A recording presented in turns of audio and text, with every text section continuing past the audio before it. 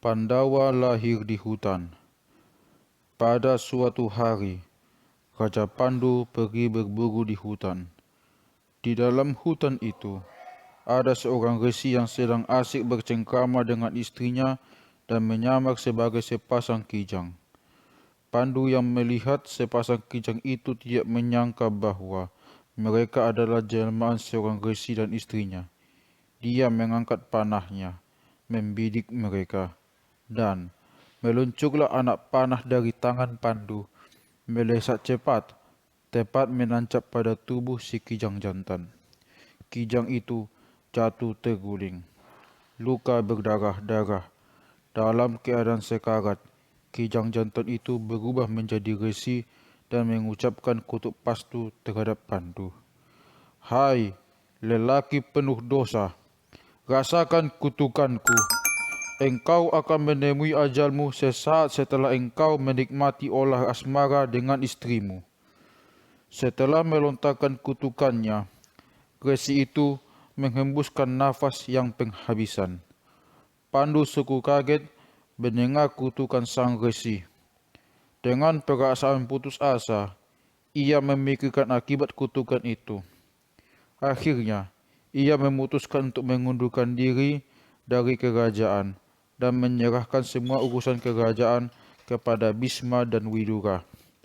Pandu memutuskan untuk hidup mengembara di hutan bersama kedua istrinya untuk menyucikan diri dengan bersamadi dan bertapa. Dewi Kunti sedih melihat suaminya terkena kutuk pastu. Ia tahu sebenarnya suaminya ingin sekali mempunyai keturunan, tetapi tak kuasa mewujudkannya karena kutukan itu. Sebagai istri yang mencintai dan setia kepada suaminya, ia merasa wajib menolong Pandu. Karena itu, ia menceritakan rahasia mantra gaib yang diterimanya dari Resi Durwasa. Pandu mendesak kedua istrinya untuk menggunakan mantra itu guna memanggil dewa-dewa dari kahyangan. Dewi Kunti dan Dewi Madri menyanggupi permintaan suami mereka. Bersama-sama mereka mengucapkan mantra itu dan memohon agar mereka dikaruniai anak. Demikianlah yang terjadi. Kedua istri Pandu mengucapkan mantra dan permohonan mereka dikabulkan. 5 dewa turun dari kahyangan menemui kedua wanita itu. Kemudian, dengan cara gaib, Dewi Kunti melahirkan 3 putra dan Dewi Madri melahirkan putra kembar. Kelima putra itu dibesarkan di tengah hutan dalam asuhan orang tua mereka, dibantu para resi dan para pertapa di hutan itu. Putra Dewi Kunti yang tertua diberi nama Yudhistira, yang artinya teguh hati dan teguh iman di medan perang. Putra ini lahir sebagai titisan Batara Dharma, dewa keadilan dan kematian, dan disegani karena keteguhan hatinya, rasa keadilannya, dan keluhuran wibawanya. Putra kedua diberi nama Bima atau Bimasena, terlahir dari Batara Bayu, dewa angin. Bimasena disegani sebagai penjelmaan wujud kekuatan yang luar biasa pada manusia. Ia dilukiskan sebagai orang yang pemberani dan berperilaku kasar, tetapi berhati lurus dan jujur. Putra ketiga diberi nama Arjuna, terlahir dari Batara Indra, Dewi Guru dan Halilintar.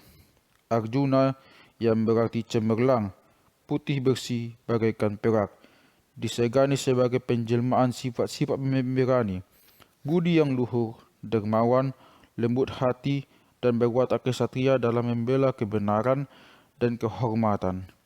Putra kembar Dewi Madri diberi nama Nakula dan Sahadewa, dan terlahir dari dewa Aswin yang kembar, putra Batara Surya, dewa matahari. Putra kembar itu melambangkan keberanian, semangat, kepatuhan, dan persahabatan yang kekal. Kehidupan di alam bebas di dalam hutan itu memberi pengaruh sangat besar dan mendalam bagi pertumbuhan jiwa dan raga putra-putra Pandu yang disebut Pandawa. Kelak, setelah mereka dewasa, kelima putra itu akan memegang peranan penting dalam sejarah dan membuat seisi dunia kagum. Hari berganti hari, bulan berganti bulan, dan tahun berganti tahun. Kehidupan di dalam hutan sangat tenang. Pohon-pohonan dan bermacam-macam binatang hidup damai bersama manusia yang menghuni hutan itu. Mereka bagaikan satu keluarga besar yang hidup selaras dengan alam. Memang demikianlah seharusnya, karena Yang Maha Kuasa telah menciptakan alam semesta seisinya dengan tatanan yang adil bagi setiap makhluk ciptaannya. Pada suatu pagi di musim semi yang indah, Pandu dan Dewi Madri duduk termangu memikirkan kutukan yang membuat mereka sengsara. Mereka sedih merasakan gairah asmara yang terpendam dan tak mungkin tersalurkan. Padahal alam di sekitar mereka sedang mengenakan busananya yang terindah. Bunga-bunga bermekaran menaburkan keharuman yang semerbak. Burung-burung berkicau riang dan aneka marga satwa bercengkrama memuaskan nafsu berahi dalam udara musim semi yang segar. Pandu memandang sekelilingnya, kemudian menatap Dewi Madri yang jelita. Terpengaruh oleh keindahan alam dan suasana musim semi yang penuh gairah, ia lupa diri. Dengan penuh gairah, ia memeluk Dewi Madri dan mencumbunya. Dewi Madri berusaha menolaknya, tapi tak kuasa. Mereka segera tenggelam dalam olah asmara yang menggebu-gebu. Tetapi tiba-tiba Pandu roboh, dan seketika itu juga menghembuskan napas yang penghabisan. Kutuk Pastu yang dilontarkan resi yang menjelma dalam rupa kijang yang mati dipanah oleh Pandu menunjukkan kesaktiannya. Dewi Madri sangat sedih, lebih-lebih karena ia merasa berdosa dan bertanggung jawab atas kematian Pandu. Ia segera menghadap Dewi Kunti, memohon agar wanita itu bersedia mengasuh anak-anaknya, sebab ia akan menyusul suaminya dengan melakukan satya. Tak ada yang dapat mencegahnya. Dewi Madri melakukan satya dengan menerjunkan diri ke dalam api pembakar jenazah suaminya. Para resi dan para pertapa yang iba melihat Dewi Kunti dan anak-anaknya, kemudian mengantarkan mereka ke Hastinapura.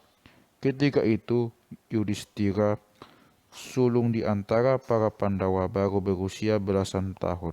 Sampai di Hastinapura, rombongan itu menghadap Bhisma. Para resi dan pertapa itu mengabarkan mangkatnya Raja Pandu dan menyerahkan Dewi Kunti dan kelima putra Pandu ke dalam asuhan Bhisma. Mendengar kabar itu, seisi kerajaan berkabung. Widura, Bhisma, Vyasa, dan Dhritarashtra kemudian melakukan upacara persembahyangan untuk mendoakan arwah Raja Pandu yang manunggal Paratman kekal abadi. Bagawan Vyasa berkata kepada Satyawati, nenek Pandu, masa lampau telah berlalu bersama suka dukanya, tetapi masa depan akan datang membawa kedukaan yang lebih menyakitkan. Dunia ini telah memikul kegairahan orang muda yang terbuai mimpi-mimpi. Sekarang, dunia akan memasuki zaman yang penuh dosa, kepahitan, kesedihan, dan penderitaan. Tak ada yang bisa menghindarinya. Waktu terus berjalan menyusuri garis takdirnya. Engkau tak usah menunggu untuk menyaksikan semua malapetaka yang akan menimpa anak keturunanmu. Akan lebih baik bagimu jika kau meninggalkan Hastinapura dan melewatkan hari-harimu dengan bersamadi dan bertapa di dalam hutan. Satyawati menerima nasihat Bagawan Vyasa. Bersama Ratu Ambika dan Ratu Ambalika, ia pergi ke hutan. Ketiga ratu yang telah lanjut usia itu melewatkan hari-hari mereka dengan bersamadi dan menyucikan diri, serta berdoa agar anak keturunan mereka terhindar dari malapetaka. Itulah yang mereka lakukan hari demi hari, bulan demi bulan, sampai mereka mencapai moksa.